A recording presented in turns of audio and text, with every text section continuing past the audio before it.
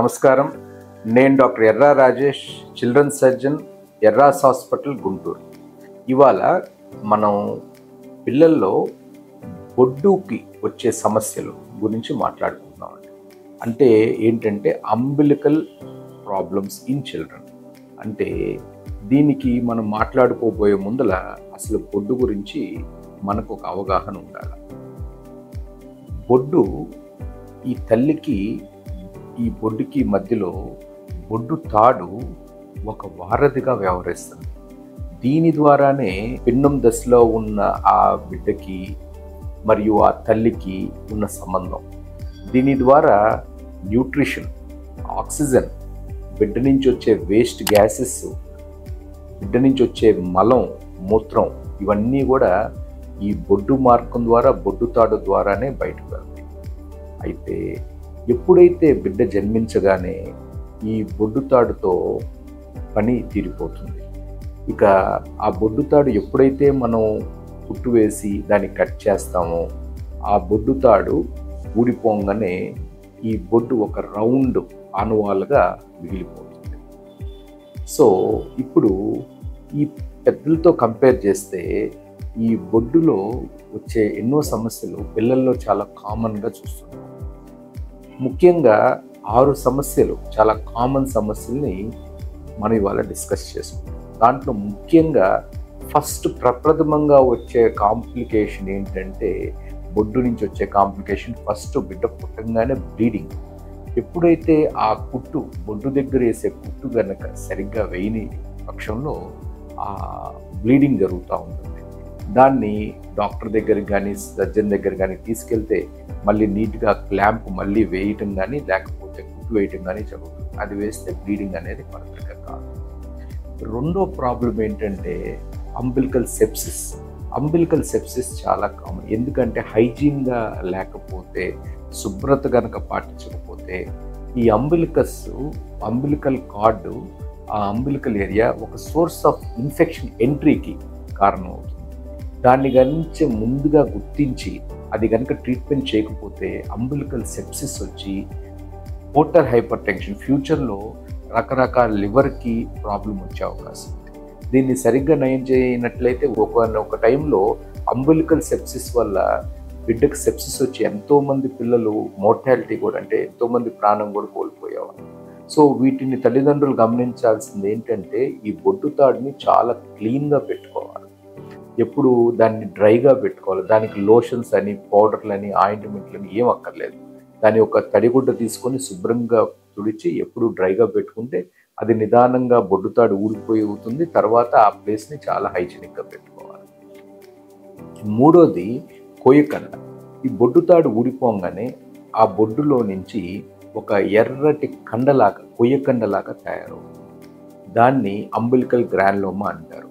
వీటిని ముందు ఆపరేషన్ కానీ శస్త్రచికిత్స లేకుండానే కాపర్ సల్ఫేట్ అని కొన్ని సాల్ట్స్ అప్లై చేసినప్పుడు అది కెమికల్గా కాటరీ అయిపోతుంది, అది సమసిపోతుంది. అయితే ఒక్కొక్కసారి అది సమసిపోని పక్షంలో పీడియాట్రిక్ సర్జన్ని కనుక కన్సల్ట్ అయితే వాళ్ళు దీనికి బైపోలార్ కాటరీ కానీ దాన్ని పూర్తిగా ఎక్సర్సైజ్ చేసి దాన్ని క్లియర్గా రిమూవ్ చేసేస్తారు.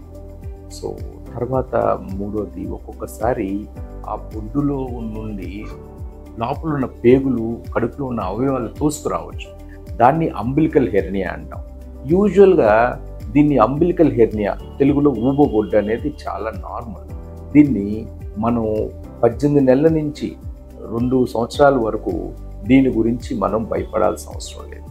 అయితే ఎందుకు ఇది వస్తుందనేది మనం కొద్దిగా తెలుసుకోవాలి. ఇది పిండం దశలో ఉన్నప్పుడు బొడ్డు బయటే అవయవాలు పెరుగుతాయి. ముఖ్యంగా ఫస్ట్ నెల, 2వ నెల, 3వ నెల పిండం డెవలప్ అయ్యేటప్పుడు ఈ చిన్న పేగులన్నీ కూడా బొడ్డు బయటే తయారవుతూ ఉంటాయి. అవి 3వ నెల నుంచి 4వ నెల మళ్ళీ కడుపు లోపలికి వెళ్ళిపోయి అంబిలికల్ రింగ్ అనేది ఉంటుంది. ఆ రింగ్ లోపలికి వెళ్ళిపోయి పైన ఉన్న కండరాలు, ఈ చర్మం ఇదంతా తయారవటం జరుగుతుంది. ఎప్పుడైతే ఈ కండరాలు ఇవన్నీ కనుక కరెక్ట్గా క్లోజ్ కానప్పుడు, అంబిలికల్ రింగ్ క్లోజ్ కానప్పుడు అంబిలికల్ హెర్నియా వస్తుంది. అయితే 90% ఈ అంబిలికల్ హెర్నియా ఆపరేషన్ లేకుండానే వయసు పెరిగే కొందికి ఇది అంబిలికల్ హెర్నియా అనేది ఆటోమేటిక్గా అది హీల్ అయిపోయి కంప్లీట్గా రింగ్ అనేది క్లోజ్ అయిపోతుంది. అవ్వని పక్షంలోనే మనం ఆపరేషన్ చేయాలి. అయితే ఒక్కొక్కసారి ఈ umbilical hernia ring 3 to 4 centimetres కంటే పెద్దదిగా ఉన్నప్పుడు ఇది క్లోజ్ అయ్యే అవకాశం చాలా తక్కువ. అలాంటి పరిస్థితుల్లో పీడియాట్రిక్ సర్జన్ని కన్సల్ట్ అయితే వారు కనుక దాన్ని చూసి ఇది కనుక సమస్యపోదు అని వాళ్ళు భావిస్తే వాళ్ళు ఆపరేషన్ చేస్తారు. అయితే ఒక్కొక్కసారి కాంప్లికేటెడ్ అంబిలికల్ హెర్నియా అనే ఒక సిచ్యువేషన్ ఉంటుంది. ఏంటంటే కాంప్లికేటెడ్, ఈ పేగులు బయటకు వచ్చి అవి ఇరుక్కుపోతాయి. ఆ హెర్నియా డిఫెక్ట్ పొడ్డు దగ్గర ఉన్న స్వెల్లింగ్లో అవి లోపలికి వెళ్ళవు. అప్పుడు బిడ్డ బాగా ఎక్సెసివ్గా క్రై చేయటం, ఎక్కువగా యాడ్ అవటం, తర్వాత కడుపు ఉబ్బరం రావటం, పసరు వాంతులు అవటం, విరోచనం రాకపోవటం ఇలాంటి గమనిస్తుంటారు. ఇలాంటి పరిస్థితుల్లో వాటిని ఆపరేషన్ చేసి ఈవెన్ 18 నెలలు నిండకపోయినా ఇలాంటి పరిస్థితుల్లో మాత్రం ఆపరేషన్ అనేది చేయించుకోవాల్సిన అవసరం అయితే ఉంది. లేదా చెప్పినట్టుగా 18 నెలల దాకా ఇది కనుక క్లోజ్ కాకపోయినా దాని గురించి పెద్ద వర్రీ అవ్వాల్సిన అవసరం లేదు. తర్వాత ఇంకొక ప్రాబ్లం ఏంటంటే బొడ్డు నుంచి మలం రావటం. బొడ్డు నుంచి మలం ఎందుకు వస్తుంది?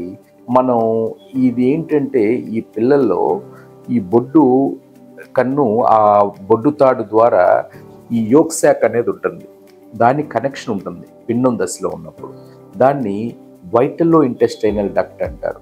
దానికి ఇంకో పేరు ఏంటంటే ఓంఫ్లోమిసెంట్రిక్ డక్ట్. ఇవి యూజువల్గా మూసుకుపోవాలి. బిడ్డ జన్మించక ముందలే ఇవి మూసుకుపోవాలి. ఇవి మూసుకుపోనప్పుడు పేటెంట్ వైటల్లో intestinal duct or patent omphalomesenteric duct అంటాం. వాటి వల్ల ఏమవుతుందంటే మలం వచ్చి ఆ బొడ్డు చుట్టూ అంతా ఎర్రగా కందిపోయి లోపల ఉన్న ఎంజైమ్స్ వల్ల, ఆమ్లాల వల్ల ఆ చర్మం అంతా తినేయటం మొదలవుతుంది. బిడ్డ చాలా కంప్లైంట్ చేస్తూ ఉంటారు తల్లిదండ్రులు. ఎర్రగా కందిపోయి ఉంటుంది. బిడ్డ తిన్నప్పుడు ఆహారం, ఆమ్లాలు ఇవన్నీ కూడా ఈ బొడ్డు నుంచి బయటికి రావటం ఉంటుంది. చెడు వాసన కూడా వస్తూ ఉంటుంది. వీటిని కనుక ఇమీడియట్గా డాక్టర్ని కనుక పీడియాట్రిక్ సర్జన్ సంప్రదించినట్లయితే వాళ్ళు కొన్ని పరీక్షలు చేసి ఇది కరెక్ట్గా కాదని నిర్ధారించి వాటిని ఏదైతే ఆ కనెక్షన్ ఉన్నదో ఆ కనెక్షన్ని డిస్కనెక్ట్ చేసి కుట్లు వేస్తే లోపల పేగుకి దీనికి సంబంధాన్ని కనుక కట్ చేస్తే ఇది పూర్తిగా నయమైపోతుంది. నార్మల్ బొడ్డులాగా వేరే పిల్లలకి ఎట్లా ఉందో బొడ్డు అలా తయారైపోతుంది. ఇంకొక రేర్ ప్రాబ్లం ఏంటంటే బొడ్డు నుంచి మూత్రం రావటం. దాన్ని పేటెంట్ యురేకస్ అంటారు. ఇది కూడా ఇందాక చెప్పినట్లయితే ఒంటేలో తిత్తి నుంచి బొడ్డుకి ఒక నాళం ఉంటుంది, దాన్ని యురేకస్ అంటాం. ఈ యురేకస్ అనేది నార్మల్గా క్లోజ్ అయిపోతుంది ఎప్పుడు బిడ్డ పుట్టకపోయే ముందు. ఇది కనుక క్లోజ్ కాని పక్షంలో దాన్ని పేటెంట్ యురేకస్ అంటాం. ఈ పేటెంట్ యురేకస్ అనేది నార్మల్గా చాలా ఒక 5 నుంచి 6 వేల పిల్లల్లో ఒకళ్ళిద్దరిలోనే చూస్తున్నాం. ఇది ఎట్లా ఉంటుందంటే బొడ్డు చుట్టూ బాగా నల్లగా ఒక స్కార్ ఫామ్ అయిపోయి ఉంటుంది. ఒక రకమైన చెడు వాసన వస్తూ ఉంటుంది, ఒంటేలు వస్తూ ఉంటాయి. ఇవి కనుక గమనించినట్లయితే దీన్ని పిల్లల సర్జన్ దగ్గర తీసుకొచ్చినట్లయితే వాళ్ళు దీన్ని ఐడెంటిఫై చేసి ఆపరేషన్ చేసి 1-2 రోజుల్లోనే వీటిని డిశ్చార్జ్ చేయడం జరుగుతుంది. సో ఇలాంటి వాటి గురించి తల్లిదండ్రులు దాన్ని గమనించి అప్రమత్తంగా ఉండి డాక్టర్ కనుక సలహా తీసుకున్నట్లయితే వీటిని పూర్తిగా కూడా నివారణ అనేది చేయవచ్చు.